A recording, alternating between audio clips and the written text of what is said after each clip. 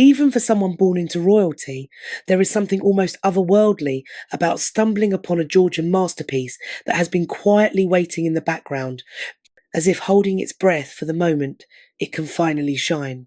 It feels like opening a perfectly preserved time capsule, where the red brick exterior glows with a warm golden softness, and every architectural detail tells quiet stories of master craftsmen who knew that true elegance never fades, never dates, and never needs to shout to be noticed. Forest Lodge belongs to that extraordinarily rare category of English country estate where mathematical precision meets a kind of poetic romanticism, where the meticulous Flemish bond brickwork forms a textured tapestry across walls that have endured the passing of centuries, while somehow growing even more captivating with each generation. And when you realise that this architectural treasure rests within nearly 4,800 acres of ancient royal parkland, surrounded by morning mist that drifts between towering oak trees that have stood guard for hundreds of years, it becomes clear why this house has captured hearts and imaginations for so long. The very air around it seems scented with history, possibility, and quiet majesty, creating a place where the past and the future coexist in perfect harmony. So today, on this episode of Prophetic Word TV, we invite you to step into that world. Together, we will explore how the new home of Prince William and Princess Kate is being transformed into the ultimate example of modern royal life, where authenticity of the past blends seamlessly with the needs of a modern family. It is a story of tradition meeting transformation, of heritage evolving into home, and of royalty finding comfort, purpose, and beauty in the most enchanting way imaginable. Deep within the ancient borders of Windsor Great Park, Forest Lodge rises from its secluded woodland sanctuary like a beautifully preserved love letter to the very best of Georgian architecture. Its red brick exterior glows with a honey-toned patina, the kind of warm coloration that only hundreds of years of English wind, rain, and gentle sunlight can create. This Grade 2 listed mansion, built in the 1770s during the height of the Georgian era's golden age, embodies everything admired about 18th century domestic architecture. Mathematical precision hidden beneath an appearance of effortless grace and refinement. The front of the house is arranged in a composition of 9 bays, forming a scene of pure visual poetry through perfect symmetry. The central group of 3 bays subtly projects forward, drawing the eye toward the main entrance, while maintaining the exact proportional balance that makes Georgian buildings so eternally pleasing. Every line, every angle, and every carefully measured space contributes to an impression of timeless harmony, as though the entire structure were composed to the rhythm of an architectural symphony. 6 tall chimneys rise above the roofline, giving the mansion a steady architectural rhythm, while the meticulous Flemish bond pattern of red brickwork speaks silently of the master builders who understood that true craftsmanship creates homes meant to shelter families for centuries, not just years. The main entrance displays Georgian detailing at its most sophisticated and exacting. Stucco pillars support a sharply defined dentil cornice, framing the doorway with an air of classical authority and immediately confirming the building's architectural pedigree. Across the facade are 9 graceful bay windows, among them beautifully recessed Venetian-style windows crowned by carefully shaped brick arches. These windows demonstrate the genius of Georgian design, inviting generous natural light into the interior and providing sweeping views that blur the boundary between the refined indoor world and the surrounding natural landscape. Inside, the mansion reveals a thoughtful and elegant layout, offering 8 spacious bedrooms and 6 well-appointed bathrooms. The arrangement follows classic Georgian principles, designed to preserve family privacy while still providing areas that are perfectly suited for refined entertainment. The result is a residence that feels both impressive and welcoming, grand in scale, yet unmistakably comfortable as a home. Forest Lodge's breathtaking ballroom, stands as the absolute crown jewel of Georgian residential design, a space where soaring ceilings and intricate plasterwork come together to create an atmosphere of refined splendour.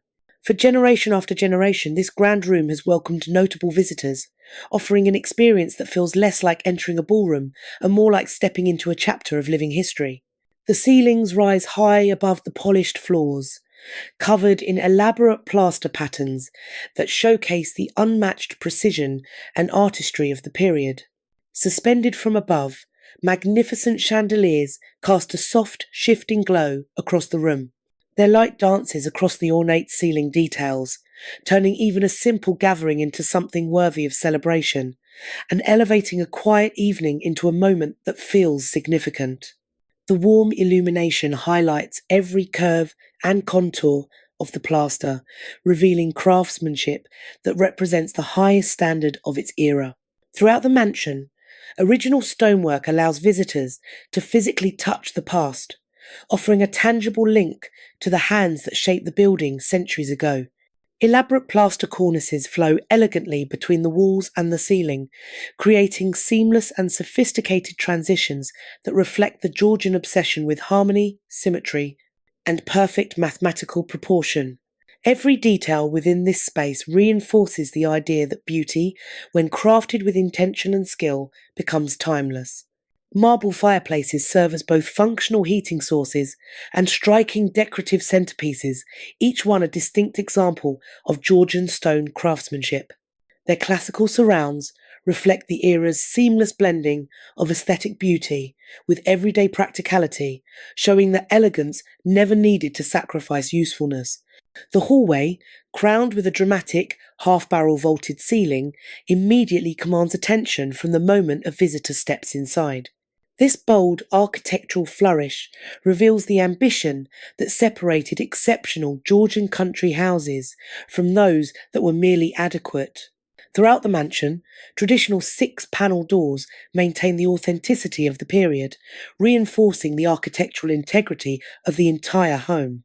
The Venetian-style windows, with their graceful three-part composition, flood the rooms with natural light and create a powerful visual connection to the sweeping landscape beyond. From inside, the view stretches out toward the ancient wilderness of Windsor Great Park, making the interior feel naturally linked to the outdoors. While the mansion honours its historical roots, modern comforts are thoughtfully integrated. A tennis court offers a space for contemporary recreation and family enjoyment. And all of this sits within nearly 4,800 acres of royal parkland, a level of privacy, serenity, and natural beauty that no wealth could ever truly replicate. This extraordinary blend of deep historical meaning, architectural elegance, and everyday practicality explains why Prince William and Princess Kate ultimately chose Forest Lodge as the foundation for their family's future. Yet reaching this decision was far from simple. Their path to this new beginning required them to navigate some of the most difficult and emotionally exhausting circumstances a modern royal family has faced in many years.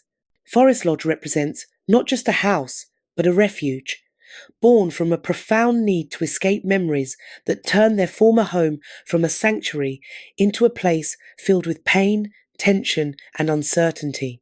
The Wales family's journey toward Forest Lodge began with genuine optimism when they moved to Adelaide Cottage in August of the year 2022. Leaving Kensington Palace behind, they hoped for greater privacy for their children and the gift of spending their final months near Queen Elizabeth. Adelaide Cottage appeared to be everything they needed at the time. Nestled within Windsor Great Park, it promised peace and a sense of normal life. The charming four-bedroom home seemed like the ideal retreat where Prince George, Princess Charlotte, and Prince Louis could enjoy something close to an ordinary childhood, all while remaining near their beloved great-grandmother.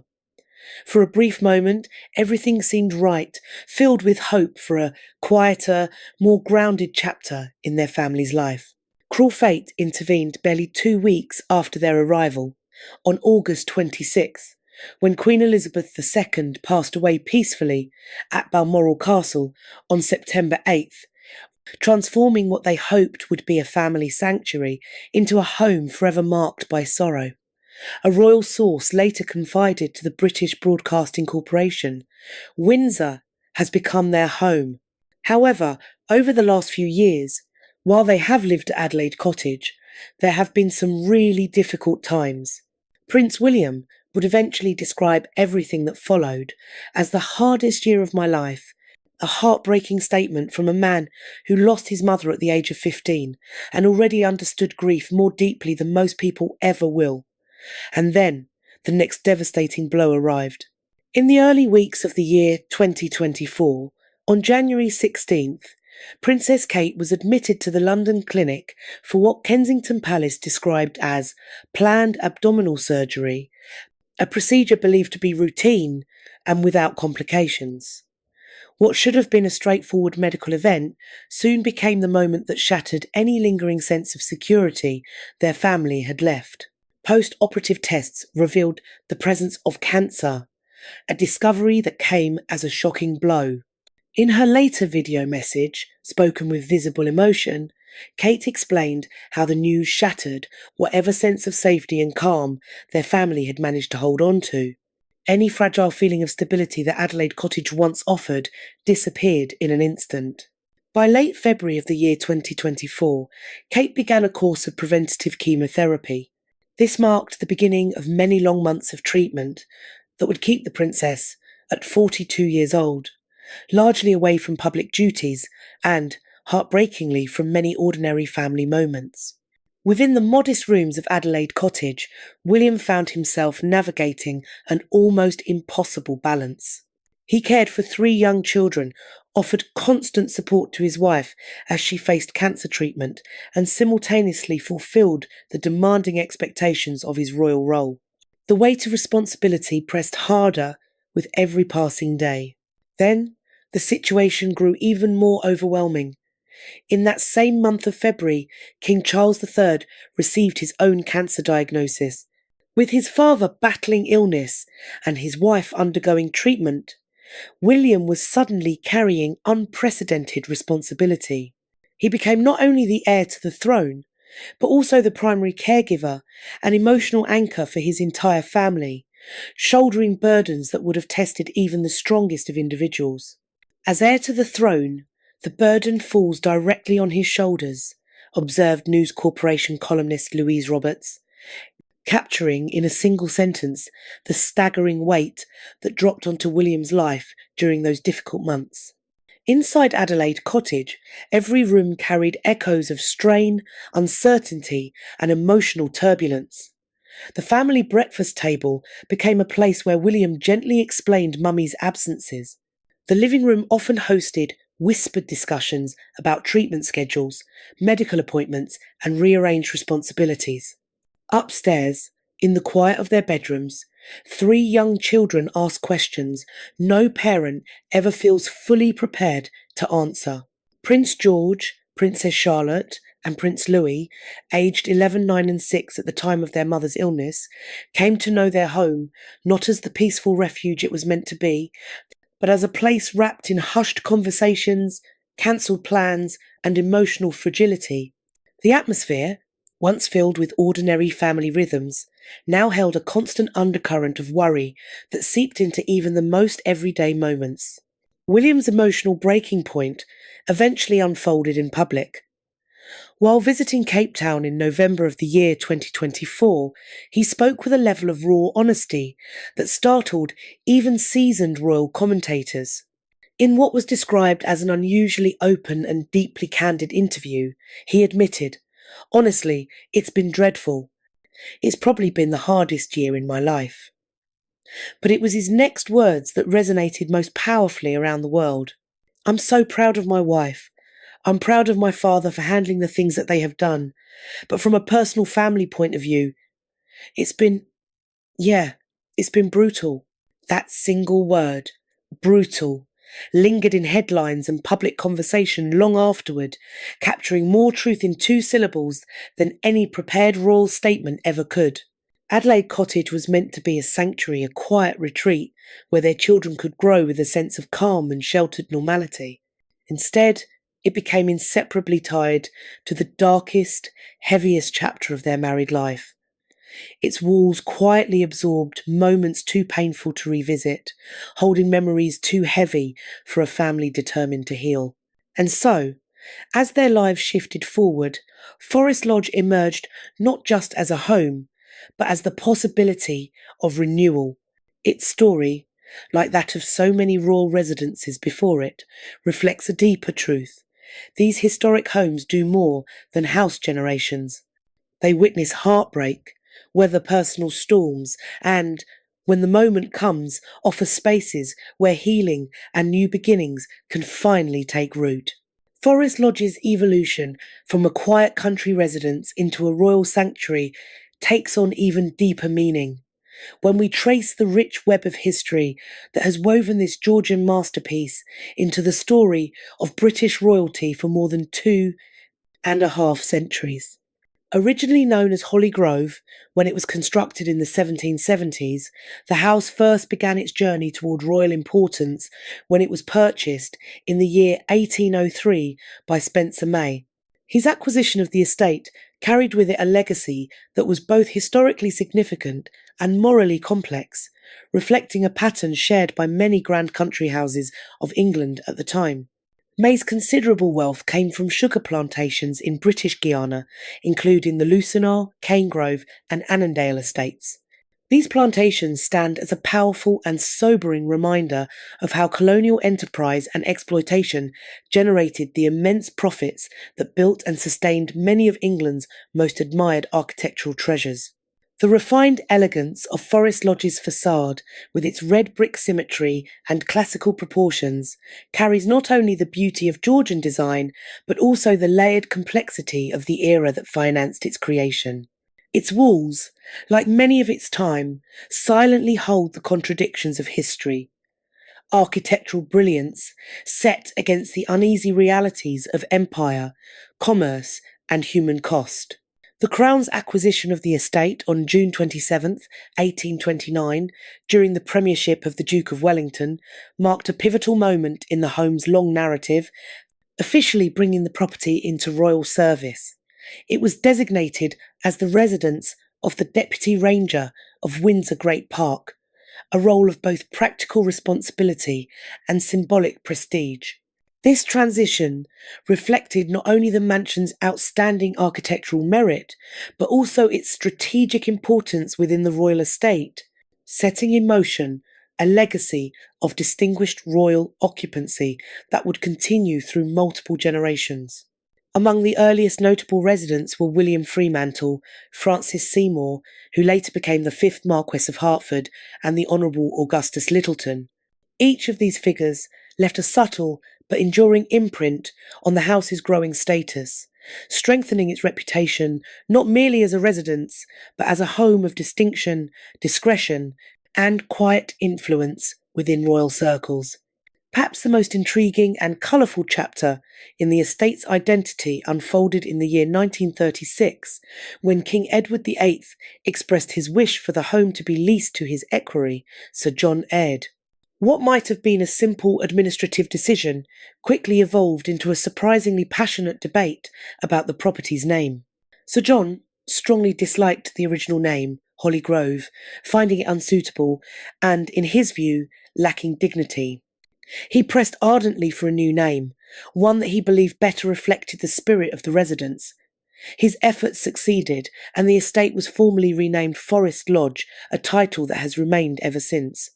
Now approaching 9 decades of use, the name perfectly encapsulates the mansion's deep connection to its woodland surroundings, reflecting not just the landscape it inhabits, but the history, identity, and character it has quietly embraced over the generations. In the year 1975, the mansion came remarkably close to becoming the official home of Princess Anne and her husband, Captain Mark Phillips, when it was widely considered a leading option for their residence. The strong consideration of Forest Lodge, even then, highlighted its enduring appeal to members of the royal family who desired a balance of privacy, comfort, and understated prestige. Years later, in 1996, speculation surfaced once again suggesting that Queen Elizabeth II intended to offer Forest Lodge to Sarah Ferguson following her separation and subsequent divorce from Prince Andrew. However, reports at the time indicated that Prince Philip ultimately opposed the decision, and the plan was quietly set aside. These almost moments in royal history lend Forest Lodge an air of destiny, as though the house lingered patiently through the decades, waiting for the right family to finally see its potential not just as a residence, but as a lasting sanctuary. At the dawn of the new millennium, a major restoration project, valued at approximately £1.5 million, was completed in the year 2001. This extensive renewal safeguarded the building's structural integrity while carefully updating it for contemporary living. Every detail was considered, from essential infrastructure to the preservation of defining decorative features, ensuring the house could continue proudly into the future without losing its historic character. Now, William and Kate's decision to establish Forest Lodge as their permanent home signals something far more profound than a simple change of address. It marks a truly transformative moment in modern royal tradition, breaking with the long-standing expectation that a reigning monarch must reside at Buckingham Palace, a convention held since the year 1837. Their choice reflects not just a personal preference, but a quiet redefinition of royal life for a new era, grounded in family, continuity, and a deeper sense of home. This is for the long term, and it's their intention to stay in Forest Lodge once he becomes king. Sources disclosed to the Daily Mail, underscoring the historical weight of a decision that quietly reshapes royal precedent. According to those close to the family, William and Kate are determined to continue something as ordinary and grounding as the school run, even when they eventually hold the titles of King and Queen.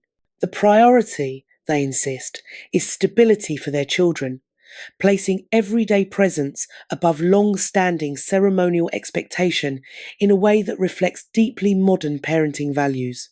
Their outlook mirrors a shift already signalled by King Charles, who has made it clear that he personally favours Clarence House over Buckingham Palace.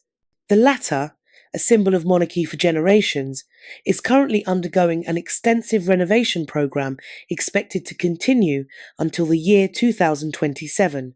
This evolving approach to official residency suggests a new, more adaptable era in royal living arrangements, one where duty and family rhythms can coexist rather than compete. At Forest Lodge, the grand reception rooms will still serve their traditional purpose, playing host to state gatherings, diplomatic occasions, and charitable functions that anchor the monarchy in public life. But beyond the formal spaces, the heart of the house will belong to family. Warm, informal rooms will provide the backdrop for homework at the dining table, shared meals at the end of long days, quiet conversations, and the ordinary, irreplaceable moments that form the foundation of childhood and family connection. Turning this vision into reality, however, is far from simple. It demands careful negotiation between private intention and public expectation, between royal protocol and personal parenting, and between the symbolism of the crown and the quiet reality of home. As William and Kate move closer to turning Forest Lodge into their permanent sanctuary, every practical decision reflects a clear intention: to build a home that supports both their family's immediate well-being and their long-term vision for royal life in the 21st century. Their approach is deliberate, thoughtful, and grounded in a strong awareness of the public role they occupy. One of the most significant statements of that awareness is their decision to finance the entire transition privately. By choosing not to rely on public funds, the couple has signalled a conscious sensitivity to public opinion, particularly during economically challenging times, and a firm commitment to ensuring that their move places no additional burden on taxpayers. As Prince of Wales, William receives the income generated by the Duchy of Cornwall, a historic estate established more than 700 years ago. In the most recent financial year, the Duchy recorded profits of approximately £22.9 million, drawn from a vast portfolio of land, property, and assets valued collectively at more than £1 billion. This substantial level of financial independence gives the Wales family the freedom to make housing choices guided by personal priorities and family needs, rather than government funding structures, treasury approval, or public budget limitations. Forest Lodge carries an estimated value of around £16 million on the open market, a figure that reflects not only its architectural significance, but also its exceptional position within one of the most prestigious royal estates in England. In keeping with protocol, the Wells family will pay full market rent to the Crown Estate, which owns the property as part of the reigning monarch's official holdings. This arrangement creates the rather unusual, though certainly not unprecedented, circumstance in which King Charles will technically act as his son's landlord, as freeholder of the estate. The family's relocation plans have not been without controversy. Two families residing in nearby cottages, former stable buildings that had been converted into homes, were asked to vacate in preparation for the Wells family's move. One source speaking to the Daily Mail said, "They were told to move out. I guess they were given somewhere else, but they were told they had to move. They were not expecting it." Despite initial public concern, subsequent reports have confirmed that no eviction orders were issued, and both households were provided with alternative accommodation within Windsor Great Park. Their new homes were described as being of similar or improved quality, ensuring they remain within Crown Estate properties in the expansive 4,800-acre Royal Parkland. For William and Kate, Forest Lodge offers meaningful practical advantages that enhance everyday family life in ways far beyond simple convenience. Situated just 4 miles from Adelaide Cottage, the new residence shortens the journey to Lambrook School by roughly 10 minutes. The school where Prince George, Princess Charlotte, and Prince Louis are currently enrolled. This reduced commute is more than a matter of logistics. It allows William and Kate to continue personally taking part in school runs, a routine they have actively preserved in order to give their children a grounded and recognisable sense of normal childhood. The relocation also places the family in an advantageous position ahead of Prince George's expected transition to Eton College, planned for September of the coming academic year. This forward planning reflects the couple's desire to ensure that life transitions feel seamless, rather than disruptive as their children grow older. In keeping with their approach at Adelaide Cottage, William and Kate have chosen not to employ live in-household staff at Forest Lodge. This decision reflects a clear priority: protecting the family's privacy and preserving a sense of autonomy in their day-to-day home life. Instead, their trusted long-time nanny, Maria Teresa Turian-Borrallo, along with key household staff, are expected to reside nearby in smaller properties within the royal estate. This arrangement allows essential support to remain close at hand while still honouring the family's preference for private, uninterrupted family time within the main home. As the calendar moves deeper into late 2025, preparations at Forest Lodge have accelerated noticeably. Reports from sources close to the estate describe the property as a hive of activity, with builders working discreetly behind privacy screening as renovations progress. These updates are understood to focus on internal adaptations that will make the Georgian mansion suitable for modern royal family life, while preserving its historic integrity and architectural character. Temporary security measures have also been put in place. A metal fence reinforced with black mesh privacy screening has been installed around the front perimeter of the house, providing increased protection while ensuring that the dignity and visual harmony of the estate remain undisturbed. Planning requests approved by the Royal Borough of Windsor and Maidenhead in August of the year 2025 granted permission for a series of carefully considered internal and external updates. These include selective window adjustments, modifications to existing fireplaces, and other targeted renovations designed to bring the property in line with modern living standards, all while protecting and preserving the defining characteristics of its Georgian heritage. The Wales family is anticipated to take up residence at Forest Lodge by Christmas of the year 2025, marking the beginning of new holiday rituals and family traditions in a home they intend to inhabit not just for years, but for generations. Yet the significance of this move reaches far beyond seasonal celebrations or personal comfort. As Prince William and Princess Kate prepare to step across the threshold of Forest Lodge for the first time as permanent residents, they do so carrying more than private hopes for their family's peace and stability. They carry a broader purpose, one that quietly challenges and reshapes the monarchy itself.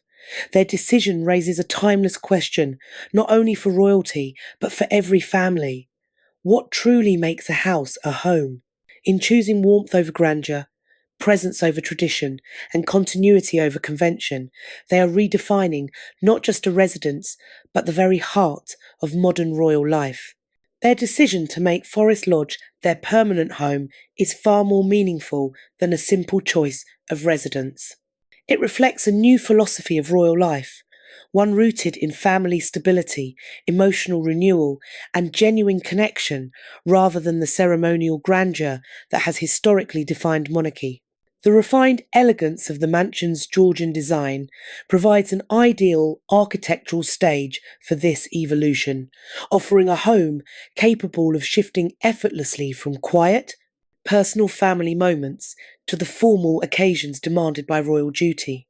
The magnificent ballroom, with its dramatic high ceilings and intricate plaster detailing, stands ready to welcome state receptions, diplomatic gatherings, and charity galas. Meanwhile, the warm and inviting family rooms are designed for a very different purpose, hosting school homework spread across tables, informal movie evenings, shared meals, and the countless small, unrecorded moments that ultimately define a childhood.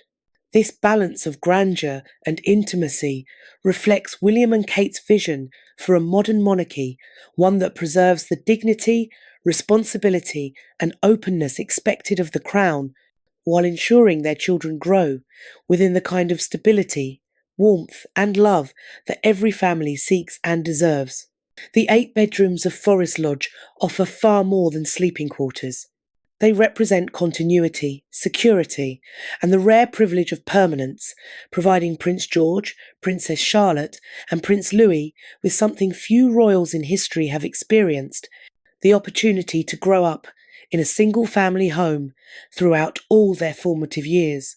The mansion's half-barrel vaulted hallway, dramatic in its design yet intimate in its promise, will one day resonate with the sound of hurried footsteps on school mornings, excited voices returning home from woodland adventures in Windsor Great Park, and, in time, the laughter of a newer generation arriving to visit grandparents who once chose love, stability, and healing over rigid ceremony and royal convention. The grand marble fireplaces, once lit to warm Georgian lords and Victorian society figures, will now serve a different kind of purpose.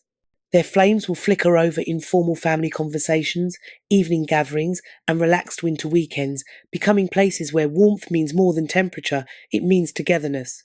And the striking Venetian windows, which once framed passing horse-drawn carriages and the formal rituals of royal life, will now offer views of something simpler: school morning drop-offs, bicycles leaned against garden hedges, and the beautifully ordinary rhythm of family life unfolding against a timeless royal backdrop. Forest Lodge's transformation, from a home neighbouring the place where they endured the hardest year of their lives, to a sanctuary where they will rebuild, heal, and create their future, illustrates a deeper truth about architecture itself. Great homes do more than shelter. They carry memory, absorb hardship, and, when the moment is right, offer space for rebirth. While Adelaide Cottage holds the echoes of fear, doctor's appointments, whispered fears, and sleepless nights, Forest Lodge will carry none of that pain. Its walls will never witness the exhaustion of late-night chemotherapy battles, the quiet weight of unanswered questions, or the heavy silence of worry shared between a husband and wife.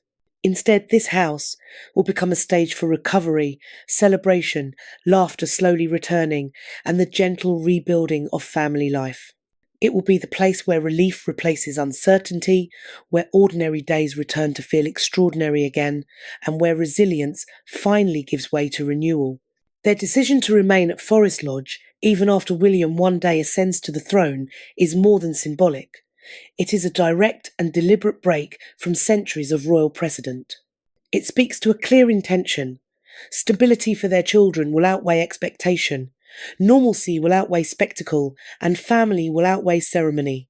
This is for the long term, and it's their intention to stay in Forest Lodge once he becomes king, sources have confirmed, signalling a historic shift not only in how this family chooses to live, but in how future generations of royalty may one day choose to define home themselves.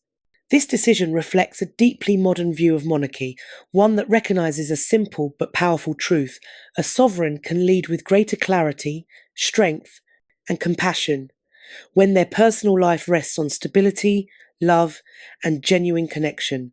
It acknowledges that a king and a queen who feel emotionally grounded and supported within their own family are better equipped to serve their country with purpose, patience, and empathy.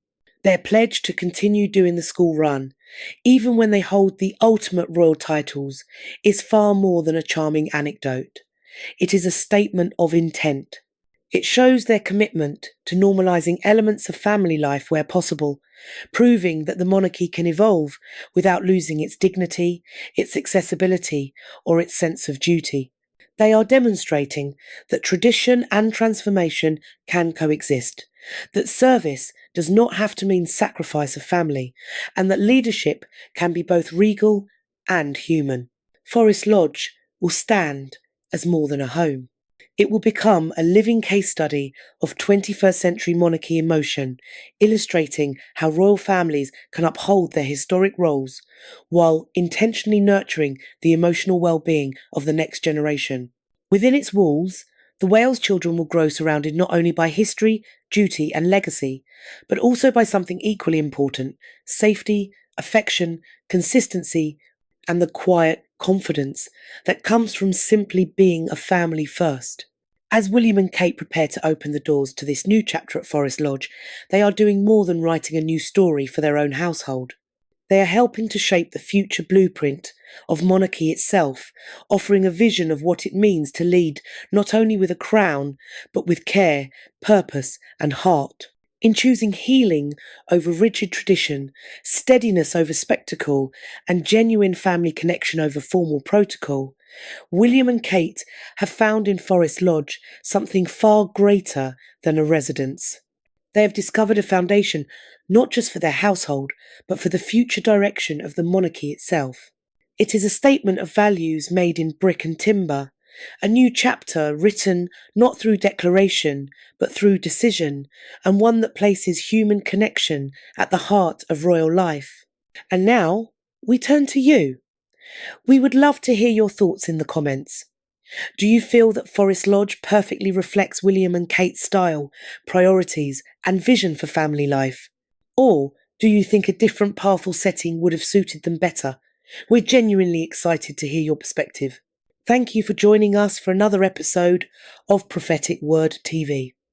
Until next time, take care, stay curious, and keep the conversation going.